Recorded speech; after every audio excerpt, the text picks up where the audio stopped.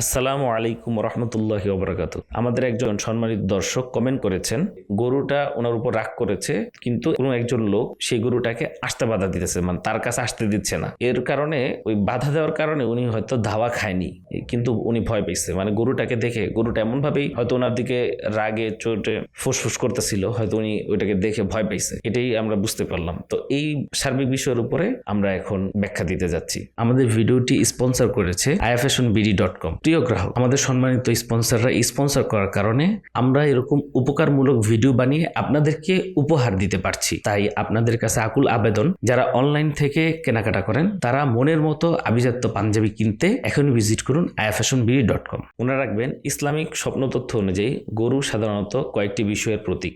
Number 1, রিজিক ও জীবিকা, দুনিয়াবী দায়িত্ব বা বোঝা। নাম্বার 3, কোনো ক্ষমতাবান ব্যক্তি বা পরিস্থিতি। নাম্বার 4, সময় বা বছর। কিন্তু যখন দেখবেন যে গরু আপনার উপর রাগান্বিত হয়েছে, তখন কিন্তু সেটার অর্থ পাল্টিয়ে যায়। রাগান্বিত গরু ইঙ্গিত করে হঠাৎ আসা কোনো সমস্যা, কারো অন্তর্গত লোভ, দায়িত্ব বা সিদ্ধান্ত যা আপনাকে চাপ দিচ্ছে। আপনার স্বপ্নে গুরুত্বপূর্ণ দিক হচ্ছে আপনার গরুটি, যেই গরুটি আপনি স্বপ্নে দেখেছেন সেটি রাগান্বিত ছিল, কিন্তু আপনাকে সে আঘাত করতে পারেনি বা ধাওয়া দেয়নি। এর অর্থ হচ্ছে, ইসলামিক ব্যাখ্যা অনুযায়ী আল্লাহ পাক আপনাকে বিপদ দেখিয়েছেন, কিন্তু বিপদটি বাস্তবে আপনার উপর পড়েনি। এটি কোরআনের একটি গুরুত্বপূর্ণ নীতির সাথে মিলে যায়। আল্লাহ তাআলা তার বান্দাকে সামর্থ্যের বাহিরে বোঝা চাপান না। সূরা বাকারা। অর্থাৎ আপনার জীবনে এমন একটি পরিস্থিতি ছিল বা আসতে যাচ্ছিল যা ক্ষতিকর হতে পারে, কিন্তু আল্লাহ তাআলা তা সীমিত করে দিয়েছেন।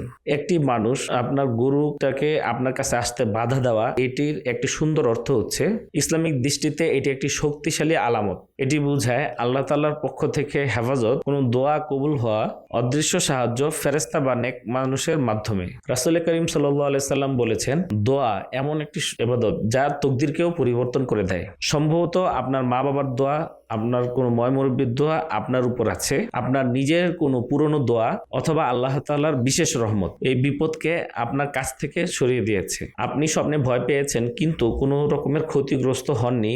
আধ্যাত্মিকভাবে এর অর্থ হচ্ছে, আপনি অন্তরে আল্লাহ ভীরু, আপনি কোনো ভুল নিয়ে সচেতন, ভবিষ্যৎ নিয়ে আপনার মনে সংশয় বা দ্বিধা আসছে। ইমাম ইবনে সিরিন রহমতুল্লাহ আলাইহি বলেন, স্বপ্নে ভয় পাওয়া বাস্তবে নিরাপত্তার আলামত। অর্থাৎ যে ব্যক্তি স্বপ্নে ভয় পায়, আল্লাহ তাআলা ওই ব্যক্তিকে বাস্তবে নিরাপদে রাখেন। আমাদের ভিডিওটি স্পন্সর করেছে ifashionbd.com। ifashon তৈরি করে থাকে অত্যাধুনিক ডিজাইনের পাঞ্জাবি। জুমা, ঈদ কিংবা যে কোনো গুরুত্বপূর্ণ অনুষ্ঠানে পরিপাটি ও সম্মানজনক লুক পেতে আজই বেছে নিন ifashionbd.com। স্টক থাকা অবস্থায় এখনই অর্ডার করুন। এই স্বপ্ন দেখার পর আপনার করণীয় কি? ফজর ও এশার পর 3 বার করে পড়ুন হাসবি আল্লাহু লা ইলাহা ইল্লাহু। প্রতিদিন ফজর এবং মাগরিব পরে সূরা ফালাক, সূরা নাস 3 বার করে তেলাওয়াত করুন। কোনো সিদ্ধান্ত নেওয়ার আগে ইস্তেখারা নামাজ পড়ুন। অহংকার, রাগ ও হালাল হারাম বিষয় থেকে সতর্ক থাকুন। আল্লাহ তাআলা আমাদের সবাইকে স্বপ্নের খারাপ অবস্থা থেকে হেফাজত করুন এবং স্বপ্নের ভালো অংশগুলো আমাদের জীবনকে পরিবর্তন করার জন্য তৌফিক দান করুক। আমিন।